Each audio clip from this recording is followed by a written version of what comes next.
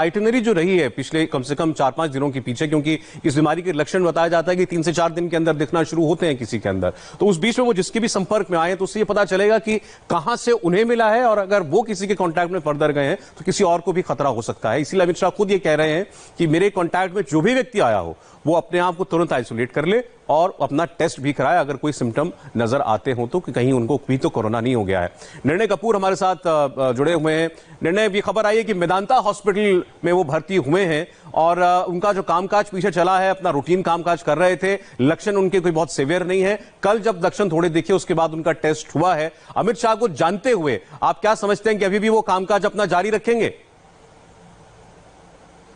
देखिए, एक बात मैं आपको बता दूं, अमित शाह काफी वर्कोहलिक पर्सन है, काफी वर्कोहलिक है और बहुत देर रात तक भी वो काम करते हैं। और इनफैक्ट इस वक्त जिस पोजीशन में वो है, आप अंदाजा लगा सकते हैं किस लेवल का स्ट्रेस होगा उनके ऊपर। और ऐसे में उनके कामकाज करने की जो टेंडेंसी है उसको देखते हुए अगर उनकी हेल्थ उन्हें परमिट करती है, जैसा कि ट्वीट में भी उन्होंने लिखा है कि माइल्ड कुछ सिम्टम है, कुछ शुरुआती सिम्टम्स उनको नजर आ रहे हैं और डॉक्टर के एडवाइस पर ही वो हॉस्पिटल में एडमिट हो रहे हैं, तो जो बेसिक इंस्ट्रक्शंस देने का काम है या कुछ डिसीजंस देने का काम है, तो वो जाहिर सी बात है वो हॉस्पिटल से भी कर सकते हैं यदि उनकी हेल्थ परमिट करती है। लेकिन क्योंकि उन्हें डायबिटीज की भी शिकायत है, डायबिटीज का जो पीड़ित है, तो जाहिर सी बात है कुछ एक्स्ट्रा केयर लेने के लिए ही उन्हें हॉस्पिटलाइज होने की एडवाइस दी गई होगी डॉक्टर्स द्वारा, बिकॉज एक कोमॉर्बिडिटी उनके अंदर है और ऐसे में कोई रिस्क नहीं लेना चाहते होंगे उनके जो मेडिकल एडवाइजर हैं, इसी वजह से उन्हें हॉस्पिटलाइज करने की इंस्ट्रक्शन दी गई होगी। और जहां तक उनके स्वास्थ्य की बात है जो खुद वो क्लेम कर रहे हैं, तो ऐसे में कुछ छोटा मोटा काम जिसमें ज्यादा स्ट्रेस ना लिया जा सके वो तो वो जरूर करेंगे। और इंस्ट्रक्शंस वगैरह अगर देनी है तो हॉस्पिटल से बैठ करके भी दी जा सकती है। वैसे भी आपने देखा होगा जो अभी तक काम चल रहा था वो ज्यादातर वीडियो कॉन्फ्रेंसिंग के जरिए या फिर वर्चुअल मीटिंग्स के जरिए ही हो रहा था। तो ऐसे सिचुएशन में वो हैंडल कर सकते हैं अगर उनकी सिचुएशन कंट्रोल में रहती है। ठीक बात है। एक बार फिर सुरभि के पास चलते हैं, कुछ और रिएक्शंस आए हैं, कुछ और ट्वीट्स आए हैं। सुरभि, बिल्कुल, और जो बात इस वक्त निर्णय कह रहे थे कुछ वैसी ही बात हम यहाँ पर देख रहे हैं, राजनाथ सिंह की तरफ से भी ट्वीट की गई है और उन्होंने अमित शाह के इस ट्वीट पर आगे ये लिखा है कि अमित जी, हर चुनौती के सामने आपकी दृढ़ता और इच्छा शक्ति एक मिसाल रही है। कोरोना वायरस की इस बड़ी चुनौती पर भी आप निश्चित रूप से विजय प्राप्त करेंगे, ऐसा मेरा विश्वास है। आप जल्द से जल्द स्वस्थ हो, यही मेरी ईश्वर से प्रार्थना है। राजनाथ सिंह की तरफ से ये ट्वीट किया गया है सौरभ। इसके अलावा मैं आपको बता दूं, यहां पर जेपी नड्डा जी की तरफ से भी ये ट्वीट किया गया है। माननीय गृह मंत्री श्री अमित शाह जी के कोरोना संक्रमित होने का समाचार प्राप्त हुआ, मैं ईश्वर से उनके शीघ्र स्वस्थ लाभ की प्रार्थना करता हूं। तो एक तरफ से जहां हमारे संवाददाता लगातार हमें ये बता रहे हैं कि जिस तरीके से उनकी ओवरऑल काम को लेकर जिस तरीके से वो पूरे हफ्ते भी एक्टिव नजर आए हैं, सिर्फ ये हल्के लक्षण थे जिसकी वजह से अभी उनकी रिपोर्ट कोरोना पॉजिटिव आई है। और जो जानकारी अभी तक हम देख पा रहे हैं और अभी तक जो जानकारी मिल पा रही है उसी के तहत ये बात खुद अमित शाह ट्वीट के जरिए भी बता चुके हैं कि कुछ दिनों के लिए वो आइसोलेट हो रहे हैं। हालांकि वो हॉस्पिटलाइज रहेंगे जहां उनकी कंडीशन को मॉनिटर किया जाएगा। और सौरभ, मैंने आपको ये तस्वीरें भी दिखाई जहां वो वेबिनार्स के जरिए, वर्चुअल कॉन्फ्रेंसेस के जरिए भी लोगों को संबोधित कर रहे थे। और फिलहाल राजनाथ सिंह की तरफ से और जेपी नड्डा की तरफ से भी उनकी सेहत को लेकर ईश्वर से प्रार्थना की जा रही है और यह विश्वास जताया जा रहा है कि वो जल्द से जल्द स्वस्थ होकर रिकवर होकर वापस अपने काम पर भी लौटेंगे। और इस घटना का, दुर्घटना कहें, इसका एक नतीजा ये भी हुआ कि अब 5 तारीख को जो भूमि पूजन होना है अयोध्या में राम मंदिर का, उसमें उनको जाना था, अब वो वहां पर नहीं जा पाएंगे। आनंद पांडे तो मतलब इसकी वजह से, इस बीमारी की वजह से एक बड़े ऐतिहासिक लम्हे के गवाह बनने से भी चूक जाएंगे वो। नहीं सौरभ, थोड़ा सा इसको मैं क्रेडिट करना चाहूंगा कि 2-3 दिन पहले ही अमित शाह ने ये बता दिया था कि वो जो अयोध्या में भूमि पूजन होने जा रहा है उस कार्यक्रम में वो शिरकत नहीं करेंगे। अच्छा। तो ये कहना ठीक नहीं रहेगा कि वो इस कोरोना के चलते अब शामिल नहीं हो पाएंगे। उन्होंने पहले ही ये बता दिया था, जो भी उनके जो करीबी लोग थे और जो मैसेज दे दिया था उन्होंने न्यास को, ट्रस्ट को, कि वो नहीं आ पाएंगे वहां पर, संभवतः वीडियो कॉन्फ्रेंसिंग के माध्यम से जुड़ सकते हैं। ये उन्होंने उस दिन बताया था मना करते हुए। और राजनाथ सिंह का भी ये पहले से बता दिया गया था कि उनका भी वहां जाना तय नहीं है वो भी हो सकता है कि वहां पे ना जाए। तो ये इसको इससे जोड़ना ठीक नहीं रहेगा। लेकिन ये जरूर है कि अमित शाह ने अपनी तरफ से जितनी भी प्रिकॉशंस लेना था उन्होंने लिया है। दुर्भाग्यवश उनको कोरोना का संक्रमण हुआ और टेस्ट पॉजिटिव भी आ गई है। तो लेकिन इसका राम जन्मभूमि का जो कार्यक्रम होने जा रहा है भूमि पूजन का, उससे कोई संबंध नहीं है। लेकिन ये बताइएगा आनंद, ये बताइएगा कि खास तौर पर कोरोना पैंडेमिक को देखते हुए गृह मंत्रालय चूंकि वो विभाग है जो कि हर दूसरे राज्य के साथ और विभागों के साथ कोऑर्डिनेट करता है, ऐसे में अगर गृह मंत्री कुछ दिनों के लिए सही अगर आउट ऑफ एक्शन होते हैं तो उसका भी तो असर पड़ेगा। देखिए, ये कहना ठीक नहीं हुआ कि आउट ऑफ एक्शन होते हैं, क्योंकि उनको लक्षण है लेकिन उनकी तबीयत खराब नहीं है और उनकी जो सिम्टम्स है उसको मॉनिटर किया जा रहा है। और चूंकि लोग उनके पास उनसे मिलने के लिए ना है, कई लोग तबीयत पूछने के लिए जाते हैं, नेता आते हैं, चिंता में कार्यकर्ता पहुंच जाते हैं, तो लोगों को असुविधा ना हो इसलिए वो एम्स में एडमिट नहीं हुए। उन्होंने मेदांता का चुनाव किया ताकि थोड़ा दूर रहेगा और थोड़ी सी प्राइवेसी बनी रहेगी और इस दौरान वो अपना काम करते रहेंगे। और वो जो काम है कोई जरूरी नहीं है कि आपको उसके लिए मौजूद होना जरूरी है। मीटिंग्स अपनी वेबिनार के जरिए कर सकते हैं, वीडियो कॉन्फ्रेंस के जरिए कर सकते हैं और जो वो कोऑर्डिनेट करे तो उसके लिए बाकायदा होम मिनिस्ट्री में एक सिस्टम बना हुआ है जो 24 घंटे कोरोना को लेकर पूरे देश में जो हालात है उसको मॉनिटर करता है, जरूरी इंस्ट्रक्शन दिया जाता है और वो लगातार स्वास्थ्य मंत्रालय, पीएमओ और नीति आयोग से कोऑर्डिनेट करता है। तो ये एक सिस्टम है, इस सिस्टम तो चलता रहेगा। जो इंस्ट्रक्शन देनी है अमित शाह को वो अमित शाह देते रहेंगे। तो ये कहना ठीक नहीं रहेगा कि उसको जो कोविड को जो हालात को लेकर जो मॉनिटरिंग हो रही है उसको कोई असर पड़ेगा। हाँ, ये जरूर है कि अब अमित शाह जो है समय समय जो बैठ के जो कई बैठके वो खुद पर्सनल बैठके करते थे, आमने सामने बैठ के करते वो नहीं कर पाएंगे। लेकिन उसके लिए कई ऑप्शंस है, टेक्नोलॉजी का युग है। वो वेबिनार के जरिए, वीडियो कॉन्फ्रेंस के जरिए, फोन के माध्यम से या फिर अधिकारियों के माध्यम से जो देश में कोरोना के हालात है उस पर नजर बनाए रखेंगे और जरूरी जो इंस्ट्रक्शन है वो देते रहेंगे। ये बताइए कि वैसे आजकल उनका यूजुअल रूटीन क्या रहता है? कितने बजे दफ्तर जाना, दफ्तर में कब तक बैठना, बाहर कोई कार्यक्रम अटेंड करते थे क्या? ये उनकी कोशिश ये रहती है कि वो दफ्तर जाए, लेकिन दफ्तर में भी जो जरूरी बैठकें होती थी सिर्फ उन्हीं और जो जरूरी लोग होते तो उन्हीं लोगों को अपनी बैठकों में वो बुलाते थे और बाकी लोगों को अगर जरूरी होता तो वीडियो कॉन्फ्रेंस के माध्यम से उनसे जुड़ते थे। और वो कोशिश ये करता है कि दफ्तर तब जाए जब किसी अधिकारी को या बाकी लोगों को असुविधा न हो, क्योंकि उनके जाने पर कुछ जो अलग ही एक प्रोटोकॉल होता है कोविड को लेकर उसका पालन किया जाता था।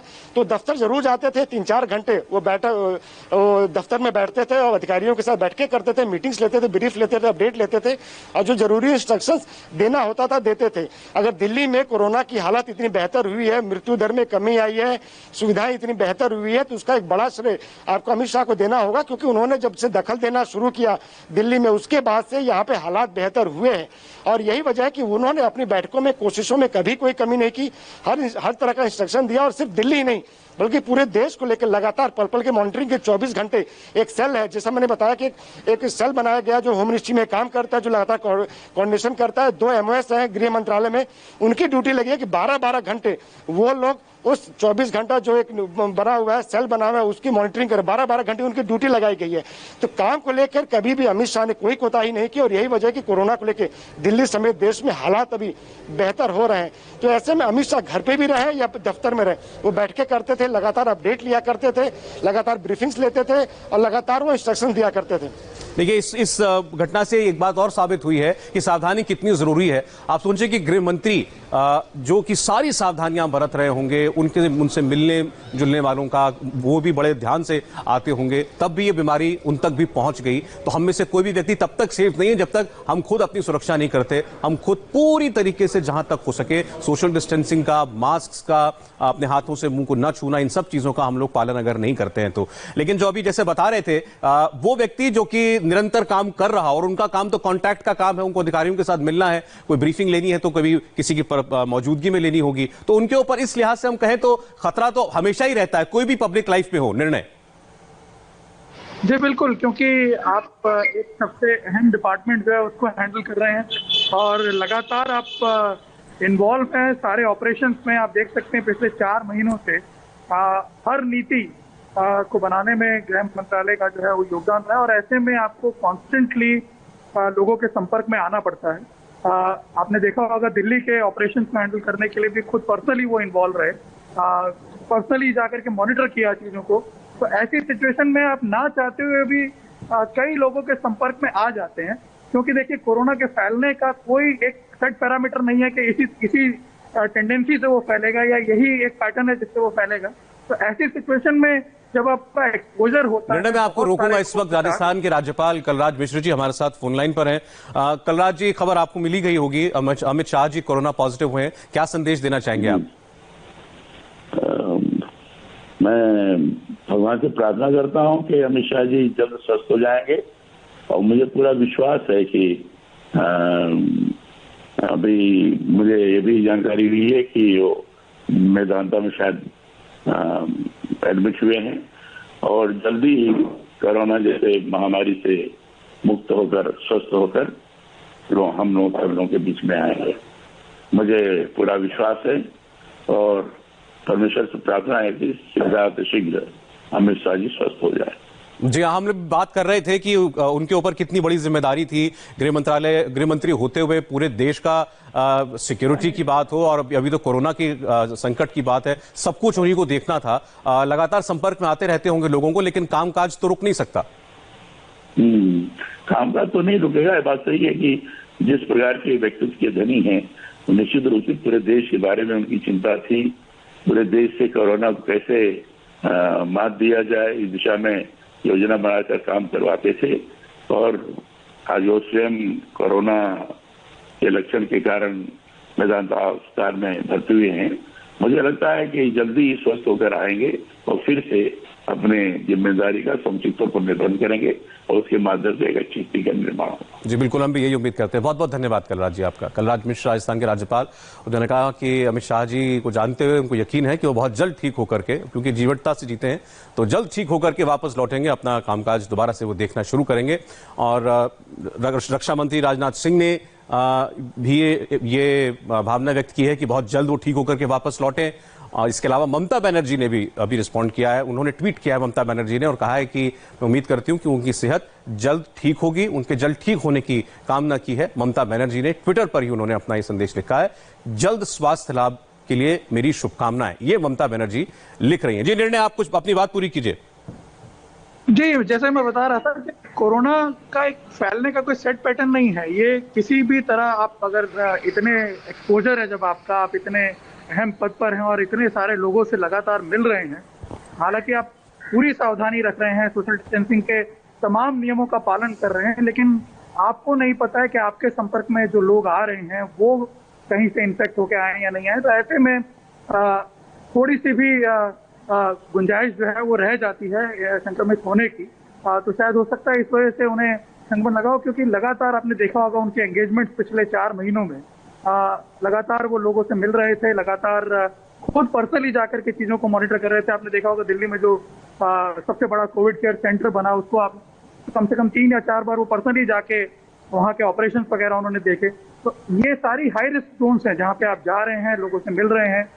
इसके अलावा रेगुलर मीटिंग, रेगुलर ऑपरेशन। इतना ही नहीं निर्णय, वो दिन भी याद आ रहा है अब से कुछ हफ्ते पहले जब दिल्ली के अंदर हालात बिल्कुल विस्फोटक हो गए थे और उस वक्त सरकारी अस्पतालों की बदहाली की तस्वीरें हमने भी दिखाई थी। तब अमित शाह ने सरकारी अस्पताल का खुद जाकर के दौरा किया, कोविड हॉस्पिटल का दौरा किया था, एक भरोसा देने के लिए कि सब कुछ ठीक होगा। तो इस बीमारी से जी मैं एक मिनट निर्णय आता हूं आपके पास। बाबुल सुप्रियो, केंद्रीय मंत्री बाबुल सुप्रियो हमारे साथ हैं फोन लाइन पर। बाबुल जी, आपका क्या मैसेज होगा? देखिए, चिंताजनक बात तो जरूर है।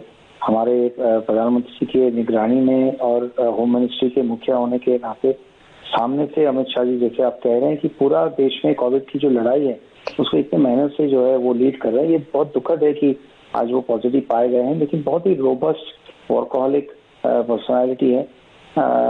मैं समझता हूँ कि अर्ली साइंस जो है वो दिखाई दिया, जैसे दिखाई दिया उन्होंने अपनी टेस्ट करवाई, जो उसमें पॉजिटिव आया तुरंत वो हॉस्पिटल में, जैसे डॉक्टर्स ने कहा, उनकी सलाह मान के अपने आप को भर्ती कर ली। और हम सब पूरी देश से सब लोग जो है हम ये उम्मीद करते हैं और ये प्रार्थना करते हैं कि जल्द से जल्द वो स्वस्थ होके दोबारा अपना कमान संभाले और घर स्वस्थ होकर लौट आए। बहुत बहुत शुक्रिया बाबुल सुप्रियो जी बात करने के लिए हमसे। तो सभी लोग जल्द ठीक होने की कामना कर रहे हैं। अमित शाह की, ममता बनर्जी हो, रक्षा मंत्री हो, अलग अलग पार्टियों के नेता हों, सबके रिएक्शंस आना शुरू हुए हैं, क्योंकि अपने आप में एक बड़ी बात है, देश के गृह मंत्री पाए गए हैं कोरोना पॉजिटिव। हम लगातार इस खबर पर बने हुए हैं और बहुत सी प्रतिक्रियाएं आ रही हैं, वो आप तक हम पहुंचाएंगे। एक छोटे से ब्रेक के बाद लौटते हैं।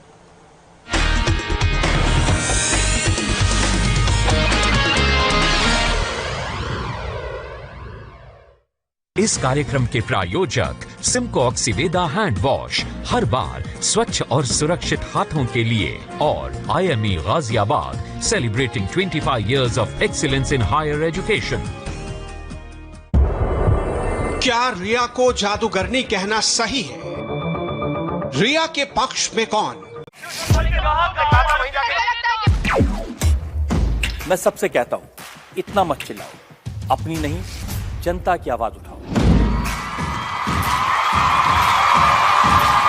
जब सवाल मुस्कुराकर पूछे जा सकते हैं तो चिल्लाने की क्या जरूरत है।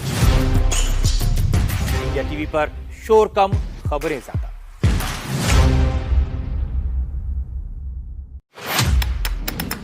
मैं सबसे कहता हूं, शोर मत मचाओ, खबरें दिखाओ। नमस्कार, आज की बात में आपका स्वागत है। इंडिया टीवी पर शोर कम, खबरें ज्यादा। 27 साल आपकी अदालत में आपका साथ क्यों दिया? जब सवाल मुस्कुराकर पूछे जा सकते हैं, चिल्लाने की क्या जरूरत? जब इरादा सीधे सीधे खबरें दिखाने का हो तो लोगों को लड़वाने की क्या जरूरत?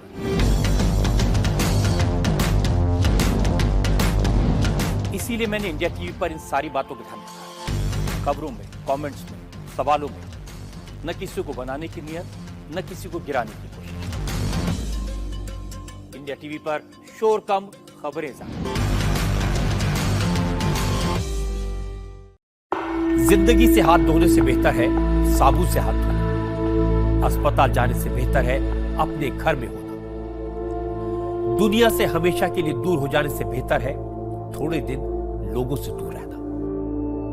जिंदगी नहीं मिलेगी दोबारा, बस यही है कहना हमारा।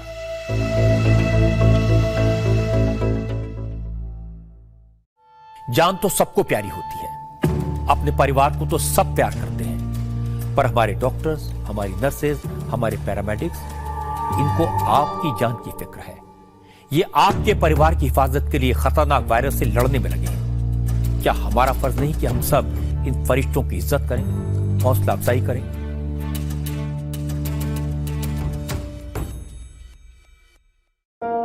कोरोना के आगे बड़े बड़े मुल्क बेबस हैं, लाशों के ढेर हैं। अब भी न समझे तो तबाही के अलावा कुछ नहीं मिलेगा। इंडिया टीवी की पुकार, घर पे रहो इस बार।